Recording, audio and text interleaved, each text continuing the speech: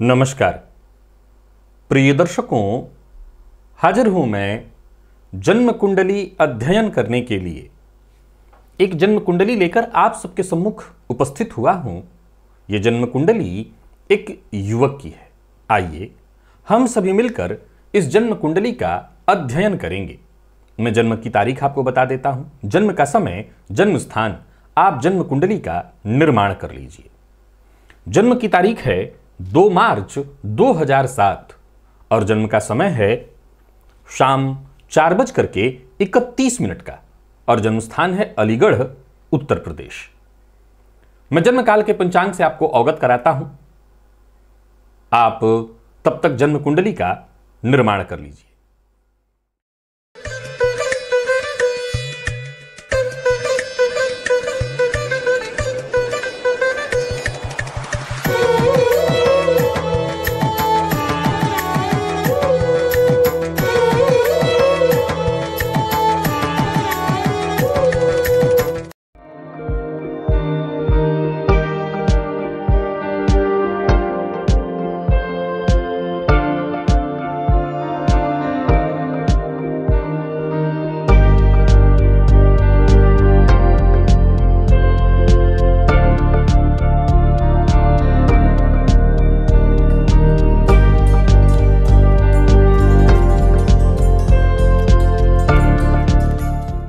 जातक ने शुक्रवार के दिन जन्म लिया फाल्गुन मास में, और बता दूं आपको कि शुक्ल पक्ष की चतुर्दशी तिथि को यहां पर चंद्रमा बेहद बली होते हैं। क्षत्रिय वर्ण, मघा नक्षत्र के प्रथम चरण का जन्म। यह केतु का नक्षत्र है। राक्षसगण सिंह राशि, यह अग्नि तत्व की राशि है और सूर्य इस राशि के अराशीष होते हैं। आइए मैं जन्म कुंडली की ओर आपको लेकर के चलता हूं। कर्क लग्न की कुंडली और राशि है सिंह। लग्नपति जाकर के कहां पर बैठे हैं तो जन्म कुंडली के द्वितीय भाव में। द्वितीय भाव के स्वामी कौन बनते हैं तो सूर्य। कहां बैठे हैं तो कुंडली के अष्टम में बैठे हैं। राहु, सूर्य और बुध, ये 3 ग्रह कुंडली के अष्टम में हैं। प्रिय दर्शकों, कल सायंकाल एक कार्यक्रम मैंने आपके लिए बनाया था। मीन राशि में सभी ग्रहों के प्रभाव की चर्चा मैंने की थी। इनकी कुंडली में जरा देखिए, मीन राशि में जन्म कुंडली के 9वें भाव में यह राशि आपको दिखाई पड़ रही है, मीन राशि, और इसी पर देव गुरु बृहस्पति की 5वीं दृष्टि पड़ रही है। यह अपने आप में अत्यंत श्रेष्ठ राजयोग है। जातक की कुंडली कर्क लग्न की और षडबल में सबसे बलवान शुक्र है। यह शुक्र देखा जाए तो भाग्य भाव में जाकर के उच्च राशि में बैठे हैं, उनको दृग्बल भी मिल रहा है, तो शुक्र सबसे बली हैं। नौमांस में भी धनुराशि में बैठे हैं शुक्र। प्रिय दर्शकों, कर्क लग्न की कुंडली में लग्नगत शनिदेव का होना यह कोई बहुत अच्छा नहीं कहा जाएगा। आप जानते हैं शनिदेव इस लग्न के लिए देखा जाए तो अष्टम भाव के स्वामी होकर के सप्तम पति बनकर के लग्न में जाकर के बैठे हैं। ये कोई बेहद श्रेष्ठ फल देने वाले तो नहीं कहे जाएंगे। ये जातक को आलसी बनाएंगे।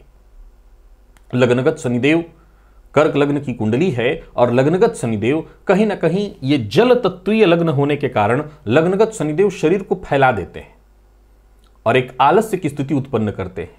जातक के अंदर उदासीनता भर देते हैं। अच्छी बात यह है कि जातक की कुंडली में शुक्र सबसे ज्यादा बली है, यानी ऐश्वर्य भोग का कारक ग्रह सबसे बली है।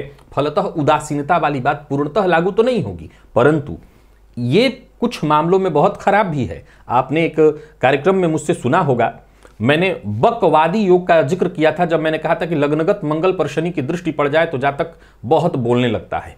यहां लग्नगत शनिदेव कोई काम वक्त पर होने नहीं देंगे और मंगल की दृष्टि का लग्न पर पड़ना, जातक के अंदर पेशेंस की थोड़ी कमी हो जाएगी। पर मैंने क्या कहा कि कर्क लग्न में एक आलस्य की स्थिति हो जाती है, तो ये अच्छी बात है। थोड़ा आलस्य भी रहेगा तो चलेगा, क्योंकि जातक के लिए फाइनली तो यही है कि जीवन काल में हर कार्य कहीं ना कहीं डिले होने वाला है, हर कार्य में थोड़ी देरी होगी। और सिंह राशि के अंदर भी थोड़ा आलस्य का गुण है, क्योंकि शेर का स्वभाव कैसा है, पेट भरा रहे तो ऊपर से हिरण छलांग मार करके चला जाए तो भी उसको ज्यादा फर्क नहीं पड़ता। अब यहां गौर करिए तो चंद्रमा केतु की युति। प्रिय दर्शकों, यहां एक बहुत गौर करने वाली बात है। वैसे तो ये चंद्रमा जन्म कुंडली में लग्न का ही फल दे रहे हैं, परंतु डिग्री वाइज 0 डिग्री पर और केतु से पीछे हैं, 20-22 अंश पीछे हैं। लेकिन फिर भी कहीं ना कहीं अगर शनि के साथ प्रभाव देते हैं तो यह जातक के लिए मानसिक अशांति, अस्थिरता की सूचना है। अब जरा गौर करिए, समझने की आवश्यकता है। प्रिय दर्शकों, किसी भी एक जन्म कुंडली को जब हम उठाते हैं, कुंडली को लेते हैं, तो उसी कुंडली में हमें सब कुछ देखने को मिलता है, राजयोग भी, दुर्योग भी। जैसे कल ही के वीडियो में मैंने इस योग की बहुत चर्चा की थी और जबरदस्त इसकी प्रशंसा की थी। शास्त्र में इसकी प्रशंसा है कि मीन राशिगत शुक्र पर गुरु की दृष्टि पड़ जाए तो जातक महा ऐश्वर्यशाली धनवान होगा। अब क्या यह बात अपने आप में विरोधाभासी नहीं है कि जातक आलसी भी होगा, उसके कोई काम भी वक्त पर नहीं बनेंगे और वो महान ऐश्वर्यशाली धनवान भी होगा? जी हां, बिल्कुल ये विरोधाभासी है। परंतु यहीं पर आकर के ज्योतिष की आवश्यकता होती है, यह समझने की कि हम चीजों को कैसे लेकर के चलें। देखिए, चाहे वो ज्योतिषी हो या ज्योतिष का वो कितना भी बड़ा जानकार हो, वो काल के गति को रोक नहीं सकता, उसको परिवर्तित नहीं कर सकता। जो घटना घटित होने वाली है, जो अवश्यंभावी है, वो तो घटित होकर के ही रहेगी। लेकिन अगर ज्योतिष की मदद ली जाए तो कम से कम एक रास्ता तो बन ही सकता है कि हम इसमें कुछ परिवर्तन करने का प्रयत्न करें। कैसे? आइए एक एक करके इनके जो प्रश्न हैं उनको मैं बताता चलता हूं और इस कुंडली में हमें कहां परिवर्तन करना है उस पर भी हम चर्चा करेंगे। इनके द्वारा जो पहला प्रश्न है कि पढ़ाई के संबंध में बताइए, आगे की शिक्षा कैसी और किस क्षेत्र में होगी। प्रिय दर्शकों, सबसे पहले तो ये देखिए कि इस कुंडली में लग्न में ही शनि मंगल का संबंध, लग्नगत शनिदेव पर देव गुरु बृहस्पति की दृष्टि और कर्म भावपति जाकर के सप्तम में बैठकर के उच्च दृष्टि कर्म भाव पर डाल रहे हैं। वैसे तो इस जातक की कुंडली में इंजीनियरिंग का जो फील्ड है वो बहुत ही अच्छा दिखाई पड़ रहा है। शुक्र की स्थिति भी अच्छी है, मंगल की स्थिति अच्छी है, तो कंप्यूटर फील्ड में ये जातक अगर जाना चाहे, इंजीनियर बनना चाहे, तो इंजीनियर बनने के लिए सबसे बढ़िया है ये कुंडली। इंजीनियरिंग का फील्ड सर्वश्रेष्ठ इस कुंडली में दिखाई पड़ता है।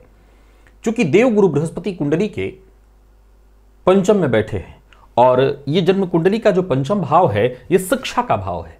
अब इसके स्वामी बनते हैं मंगल, जो उच्च राशि में बैठे हुए हैं। तो आईटी फील्ड इस जातक के लिए हर तरह से बहुत बढ़िया होगा और आईटी फील्ड में ये जातक जाए तो बहुत बढ़िया इसकी पढ़ाई है। कौन सा व्यापार या जॉब करना उचित रहेगा और किस क्षेत्र में? जाहिर सी बात है, जब मैंने आईटी फील्ड की चर्चा की तो यही फील्ड नौकरी के लिए है और व्यापार तो नहीं कहूंगा, क्योंकि बुध इस कुंडली में जाकर के कुंडली के अष्टम भाव में बैठे हुए हैं।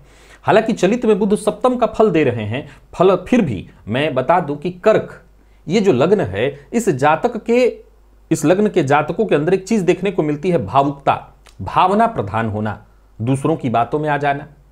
अब एक व्यापारी को बहुत भावुक होना शोभा तो नहीं देता, दूसरों की बातों में आ जाएगा तो सीधी सी बात है अपने व्यापार को हानि पहुंचाएगा। फलतः मैं इस जातक के लिए सर्वश्रेष्ठ कहूंगा वो नौकरी है। मैं वैसे भी कर्क लग्न के जातकों के लिए नौकरी ही सदैव कहा करता हूं, नौकरी उनके लिए अच्छी है। हां, साइड में वो व्यापार कर सकते हैं, परंतु नौकरी ही उनके लिए सर्वश्रेष्ठ रहने वाली है। वैसे तो देखा जाए तो धनपति धनभाव को देख रहे हैं, लाभपति शुक्र उच्च राशि में जाकर के कुंडली के नवम में बैठे हैं। लाभपति का जाकर के कुंडली के उच्च राशि में बैठना, गुरु की दृष्टि लाभेश और लाभ भाव दोनों पर पड़ना अपने आप में अत्यंत श्रेष्ठ है। धन की कोई समस्या इस जातक के जीवन काल में होने वाली नहीं है। सो ये चाहे तो साइड में अगर कोई व्यापार करना चाहे तो भविष्य में कर सकता है, अपनी इसी फील्ड से संबंधित, मंगल से संबंधित। वैसे देखा जाए तो षडबल में शुक्र सबसे बली हैं, लग्न का मान 26 अंश, सूर्य इस कुंडली में 25 अंश, सूर्य इस कुंडली में 17 अंश पर है और चंद्रमा 0, तो 10 घर आगे मंगल नौमांश में जाकर के बैठे हुए हैं। कहां पर? तो मीन राशि में। शिक्षा से रिलेटेड व्यापार इस जातक की कुंडली में बहुत बढ़िया दिखाई पड़ रहा है। इलेक्ट्रॉनिक से संबंधित चीजों का व्यापार, कपड़ा, कॉस्मेटिक, खाने पीने, रेस्टोरेंट से संबंधित चीजों का व्यापार भी इस जातक की कुंडली में है। लेकिन मैं पुनः दोहराता हूं, आईटी फील्ड में पढ़ाई, नौकरी, यही इस जातक के लिए सर्वश्रेष्ठ स्थिति रहेगी। बाद में आगे चलकर के जातक की इच्छा होती है कि नहीं मैं व्यापार में रहूं, तो वो कर सकता है। एक और बात, चूंकि स्वदेशपति जाकर के भाग्य में, तो इसका मतलब जातक स्वदेश में अच्छा कर सकता है। विदेशपति अष्टम में और परमानेंट विदेश के स्वामी लग्न में है, फलतः इस जातक के लिए विदेश जाना भी बहुत अच्छा है। तो मेरी राय तो यही है कि जातक पढ़ाई करे, नौकरी करे, विदेश चला जाए, वहां जाकर के विशेष धन अर्जित करे और पुनः चाहे तो स्वदेश में आकर के अपना खुद का व्यापार कर ले। जिन चीजों की चर्चा अभी मैंने की उनसे संबंधित व्यापार कभी भी जातक कर सकता है। जीवन में धन की स्थिति कैसी रहेगी बता दिया, धन की स्थिति बहुत अच्छी रहेगी। धन कारक हैं देव गुरु बृहस्पति। सूर्य इस कुंडली में धन भाव के स्वामी होते हैं, तो धन कारक से सूर्य केंद्र में हो गए, धन भाव गुरु से केंद्र में हो गया। अब गुरु की दृष्टि धनेश, लाभेश और लाभ भाव के स्वामी, लाभ भाव और लाभ भाव के स्वामी दोनों पर है। फलतः धन की चिंता इस जातक के जीवन काल में कभी नहीं। और ऑलरेडी इस सूत्र की चर्चा मैं कर ही आया हूं कि शुक्र पर गुरु की दृष्टि का पड़ना अपने आप में महान राजयोग बहुत अच्छा है। और ऊपर से देखा जाए तो ये जो मीन राशि उदित है वो कुंडली के नवम भाग्य भाव में उदित है, यानी जातक के जीवन काल में जो वृद्धि है वो भाग्य में ही है। जीवन में स्वास्थ्य से संबंधित कोई गंभीर परेशानी का सामना तो नहीं करना पड़ेगा, जरूर पड़ेगा। रोग भाव का स्वामी जाकर के कुंडली के पंचम में बैठे हुए हैं, शनिदेव लग्नगत हैं। ये स्वास्थ्य में गाहे बगाहे निरंतर परेशानी उत्पन्न करेंगे। पेट से संबंधित परेशानी की संभावना जातक के जीवन काल में बनी रहेगी। हड्डियों, जोड़ों, नसों से संबंधित परेशानी, शनि मंगल का आमने सामने का सीधा संबंध जीवन काल में एकाधिक ऑपरेशन की भी स्थिति को प्रदर्शित करता है। वहीं देखा जाए तो राहु, सूर्य और बुध कुंडली के अष्टम में बैठे हुए हैं, तो स्वास्थ्य से संबंधित परेशानियां कमोबेश जातक के जीवन काल में रहने वाली हैं। तो स्वास्थ्य को लेकर के सचेत रहना होगा। खान पान पर नियंत्रण, इस कुंडली में एक से अधिक ऑपरेशन की भी स्थिति दिखाई पड़ रही है। और बाकी रही बात बड़े रोग की, देखिए वैसे तो रोग बड़ा और छोटा नहीं होता, रोग तो रोग होता है। सर्दी बुखार भी कई बार बहुत भयानक रूप ले लेते हैं। कई बार आज के समय में विज्ञान बहुत आगे है और इलाज भी हर रोग का उपलब्ध है। तो आज के समय में रोग बड़ा छोटा नहीं, बस समय पर रोग पकड़ में आ जाए, ये मायने रखता है।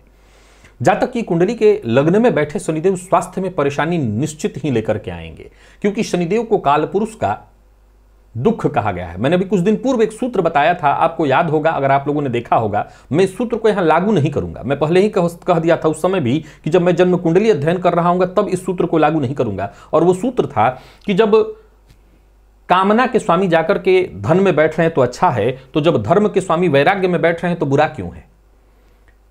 यहां अगर देखा जाए तो शनि चंद्रमा तो जाकर के कुंडली के द्वितीय में बैठे हैं, लेकिन अष्टमपति शनिदेव जाकर के लग्नगत होकर के जातकों को उदासीन वृत्ति उत्पन्न कराएंगे। और कौन माता पिता चाहेगा कि उनका बच्चा शादी न करे, उनके बच्चे का बच्चा न हो, उनकी वंश वृद्धि न हो, तो वहां पर यह सूत्र लागू नहीं हो सकता। फलतः यहां शनिदेव जीवन में उदासीनता, स्वास्थ्य से संबंधित परेशानियों की ही सूचना लेकर के आ रहे हैं।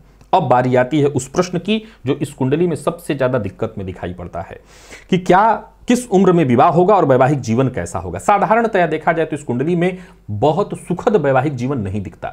नौमांस पहले जाकर के देखा जाए, तब जाकर के जन्मांक को हम देखेंगे, ताकि पुष्टि पहले हो जाए। कंफर्म तो कर ही चुका है अपनी बात। नौमांस कहता है कि सप्तम भाव पर सूर्य की दृष्टि और शनि की दृष्टि और राहु की दृष्टि पड़ रही है। नौमांस में सप्तम भाव का स्वामी सूर्य जाकर के कुंडली के दूसरे भाव में बैठा हुआ है। हालांकि देवगुरु की भी दृष्टि सप्तम पर है, ये एक प्लस पॉइंट है। अब जन्मांक में आइए। प्रिय दर्शकों, सप्तम में मंगल वैसे तो उच्च राशि में पर शनि की दृष्टि से दृष्ट प्रबल विवाह विच्छेद की स्थिति को प्रदर्शित करते हैं। ये प्रबल विवाह विच्छेद की स्थिति को प्रदर्शित करते हैं। अब इस बच्चे की कुंडली में 2033 तक शुक्र की दशा और इसके पश्चात सूर्य की दशा है। जातक जन्म लग्न से मांगलिक है, चंद्र लग्न से नहीं है, तो विवाह वैसे तो शनि की दृष्टि के कारण विलंबित ही होगा। लगभग 28-29वें वर्ष में जाकर के ही विवाह होने वाला है।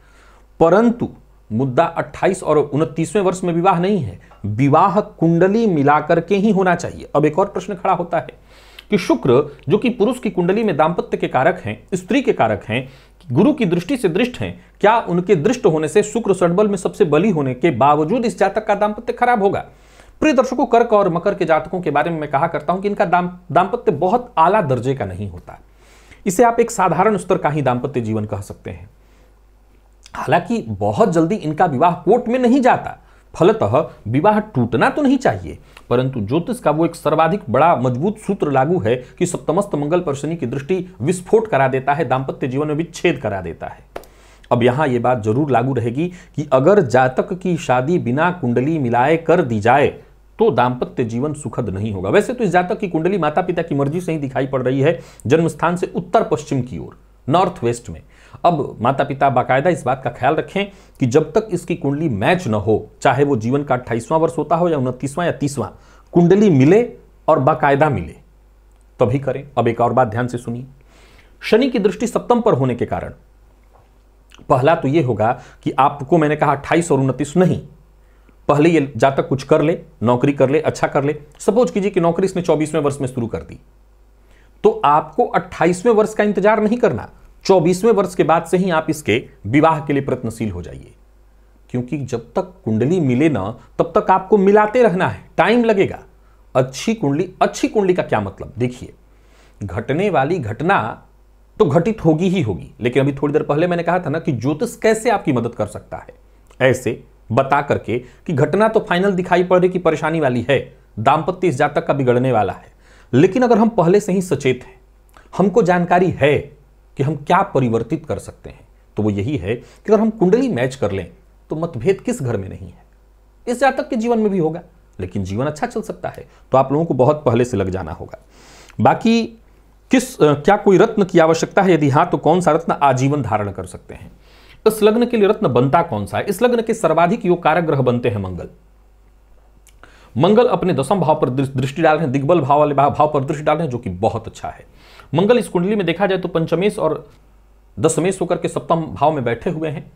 देखिए, मंगल और शनि का जो संबंध है वो कहीं ना कहीं विस्फोटक स्थिति उत्पन्न करा रहा है।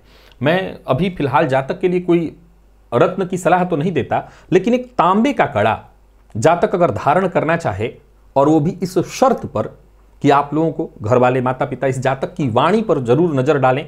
अगर बहुत कड़वी वाणी का प्रयोग करता है तो तांबे का कड़ा भी आपको नहीं पहनाना है, लेकिन अगर ऐसा नहीं है, बहुत कड़वी वाणी नहीं बोलता है, साधारण कड़वी वाणी को स्वीकार कर लीजिए, बहुत कड़वी वाणी नहीं बोलता, तब फिर आप इस बच्चे को तांबे का एक कड़ा दाहिने हाथ में मंगलवार के दिन धारण कराइए, उससे इस बच्चे को फायदा मिलेगा, इसके मंगल को और बल आएगा। अब एक सवाल खड़ा होता है कि प्रिय दर्शकों, इस कुंडली में हमें किस ग्रह को बलवान करना चाहिए? शुक्र ऑलरेडी बलवान है षटबल में। इस कुंडली में यदि देखा जाए तो अगर हम गुरु को बलवान करते हैं, बहुत ध्यान से सुनिएगा अब विषय, क्योंकि इनके प्रश्न समाप्त, इसके अलावा इन्होंने कोई और प्रश्न नहीं पूछा है। अब मैं उस विषय को प्रदर्शित करता हूं, समझाता हूं कि इस कुंडली में हम किस ग्रह को बलि करें, कौन सा वो ग्रह है जो मुख्य है। मुख्य ग्रह यही है, मंगल। मुख्य ग्रह यही मंगल है, पूरी कुंडली को संभालने वाला ग्रह। भले शुक्र षटबल में सबसे बली है, लेकिन मुख्य ग्रह यह मंगल है। लेकिन इस मंगल के बली होने में एक परेशानी है कि जातक के अंदर ऊर्जा लेवल बहुत बढ़ेगा, क्रोध बढ़ेगा। फलतः इस कुंडली में हमें दो काम करना है। पहला, लग्न को देखिए, लग्न 25 अंश पर होने के चलते कमजोर बाल अवस्था का, और लग्नपति 0 डिग्री पर मृत अवस्था के लगभग।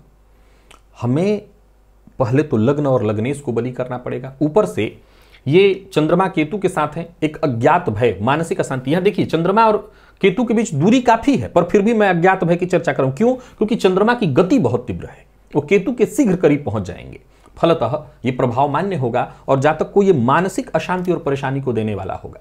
तो इस कुंडली में हमें 2 ग्रहों को बलि करना होगा। अगर इन 2 ग्रहों को बलि हम कर लें तो ये कुंडली हमें अच्छा प्रभाव देने लगेगी। ऑलरेडी इस कुंडली में हम गुरु पर आते हैं। गुरु जो कि कुंडली के 5वें भाव में अति विशिष्ट कारक होकर के बैठे हुए हैं। इनका अति विशिष्ट कारक होकर के बैठना बहुत ही अच्छा है, अत्यंत श्रेष्ठ। एक कमाल की बात आपको देखना है कि इस कुंडली में गुरु पर किसी पापक ग्रह की दृष्टि नहीं है, तो भावनाश नहीं हुआ, भावनाश नहीं हुआ। अब एक सूत्र है कि षष्ठेश जाकर के कुंडली के 5वें में बैठे हैं तो कहीं संतान को नुकसान पहुंचाएंगे, जरूर थोड़ी दिक्कत होगी। लेकिन गुरु भाग्येश भी हैं, तो भाग्येश होकर के जाकर के कुंडली के 5वें में बैठा। हालांकि ज्योतिष का एक सूत्र कहता है कि त्रिकोणपति यदि त्रिकोण में ही बैठा हो या त्रिकोण में त्रिकोण का स्वामी बैठा हो तो कोई बहुत अच्छा नहीं है, जितना बेहतर वो केंद्र से अच्छा प्रभाव देता है। लेकिन कम से कम इतना बुरा भी तो नहीं है ना कि 6वें 8वें 12वें भाव में होता, वो ज्यादा बुरा होता। उस अवस्था में कुंडली के 5वें में गुरु अच्छे हैं। अब बात आती है डिग्री से, तो 24 अंश पर हैं, तो 24 अंश पर होने का मतलब है वृश्चिक राशि। यहां पर गुरु बाल अवस्था के हैं, तो गुरु को हम बलि करेंगे। अब सवाल उठता है कि अगर हम गुरु को बलि करेंगे तो जातक को पेट की तकलीफ बढ़ेगी। तो इसका एक मतलब यह है कि जातक केवल वाणी पर नियंत्रण बोलने के मामले में ही नहीं, अपनी जिह्वा पर नियंत्रण खाने के मामले में भी रखे। यानी जितना सादा जीवन होगा, क्योंकि गौर करिए, लग्नगत शनिदेव हमेशा याद रखा जाए कि क्या शनिदेव वैराग्य के कारक ग्रह हैं, और अगर हम खुद ही वैराग्य को स्वीकार कर लें तब भी नुकसान पहुंचाएंगे? जवाब है नहीं, ये न्यायाधीश है, ऐसे नुकसान नहीं पहुंचाएंगे। अगर जातक का जीवन बिल्कुल सादा हो जाए, सात्विक हो जाए, खान पान उसका नियंत्रित हो जाए, तो शनिदेव से क्या घबराना, ये कोई नुकसान नहीं करेंगे। भाई विलंब से ही काम कराएंगे, तो मैं हमेशा कहा करता हूं होगा वही जो आप चाहते हैं, बस तब नहीं जब आप चाहते हैं, बस इतना ही इंतजार तो करना है, थोड़ा वेट कर लीजिए। तो हम देव गुरु को अगर बलि करते हैं तो हमें एक काम करना होगा कि जातक को यह बात ध्यान रखना होगा, खान पान बहुत नियंत्रित, सादा भोजन। अब गुरु को हम बलि कैसे करें? तो केसर का तिलक जातक माथे पर अपने लगाए, पीले रंग का वस्त्र विशेष करके गुरुवार के दिन धारण करें, हल्दी की माला पर अपने इष्ट देवता का मंत्र जपे, हल्दी की माला पर हनुमान जी का नाम जपे, इससे फायदा उसको मिलेगा।